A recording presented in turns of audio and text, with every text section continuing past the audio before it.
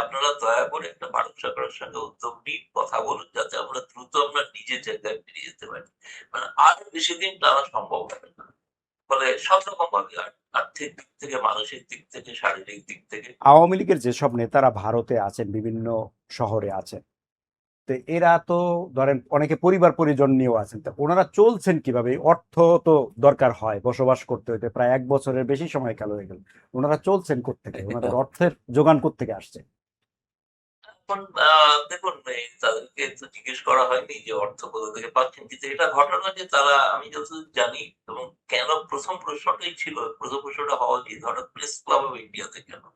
আচ্ছা, বলেন ভারতের বলেন। অন্য কোনো স্থানীয় হোটেলে যদি এই প্রোগ্রামটা করা হতো, মত বিনিময় হ্যাঁ, সাংবাদিকদের সঙ্গে, হ্যাঁ, সেটার যে মূল ব্যয় হতো তার প্রায় 1/10 হচ্ছে প্রেস ক্লাব অফ ইন্ডিয়ার খরচা। জি, ফলে তাদের পক্ষে এতটা খরচা করা সম্ভব নয় বলে তারা এই জায়গাটা বেছে নিয়েছে।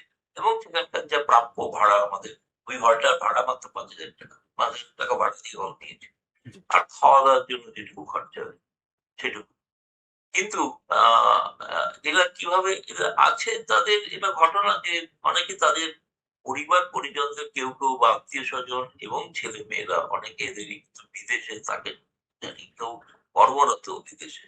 হুম, তারা সেখান থেকে নানাভাবে কিছু অর্থ সাহায্য করে থাকেন। এরকম একটা শুনেছি।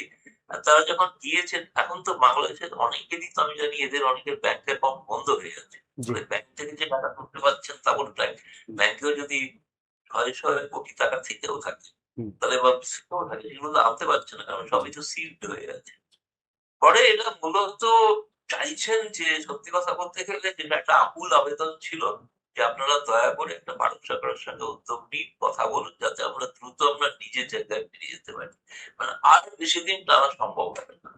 ফলে সব রকম ভাবে আর্থিক দিক থেকে, মানসিক দিক থেকে, শারীরিক দিক থেকে নিজের দেশে থাকার যে একটা আনন্দ যদি রাজনীতি নাও করেন, তাহলে ফিরেও যদি যান, নিজের বাড়িতে থাকার যে আনন্দ, সেটা তো বিদেশে কোথাও বিদেশ জি, হইতে ভাড়া জি, বাড়িতে থেকে তো সেই আনন্দ থাকবে না।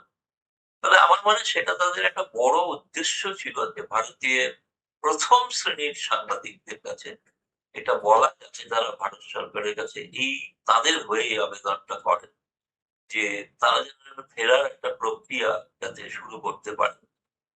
এবং ধীরে রাজনৈতিক প্রক্রিয়া, রাজনৈতিক নিষেধাজ্ঞা উঠে গেলে তখন রাজনীতি করবেন। তার আগে তাদের যেভাবে আইনি প্রক্রিয়াতে যেভাবে তাদের ফেরানো সম্ভব, সেটা যদি ফেরানো যায় এবং যেটা বলছিলাম যে যদি প্রকৃতপক্ষে সত্যিই দোষী হন, আ এমন তো বহু মানুষ আছেন আমরা শুনেছি তাদের কথাও যে তারা এমন জায়গায় ছিলেন না, স্পটে ছিলেন না, বিদেশে ছিলেন। অথচ তাদের বিরুদ্ধে খুনের মামলা আছে। এক্ষেত্রে সবচেয়ে বেশি তো আমরা দুঃখিত সত্যি বলতে আমাদের বরিষ্ঠ সাংবাদিক বন্ধুরা। তারা হয়তো একটা নির্দিষ্ট রাজনৈতিক দলকে সমর্থন করেছে।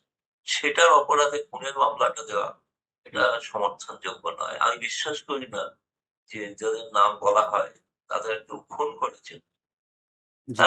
তারা স্বাধীনতার পক্ষে কথা বলছেন। এটা ঘটনা এবং অতিরিক্ত কথা বলছেন। সেটাও দা- ব্যক্তি সেটা একটা অপরাধ। খুন দাদা, করার মতো দাদা, অপরাধ। ওইটাই হচ্ছে যে আর আমি তাদের পক্ষেও যদি একটু বিবেচনা করা হয়, আপনারাও যদি উদ্যোগ নেন খুব ভালো হয়। তাহলে সম্পর্ক কিন্তু আমি বলছি ভারতের সাধারণ মানুষ বলতে সম্পর্কটা সাংবাদিক সম্পর্ক। যে সাংবাদিক দল যদি এখানে আসে, তাদের কিন্তু এই প্রশ্নটাই শুনতে হবে যে কবে এই সাংবাদিকরা গেছে।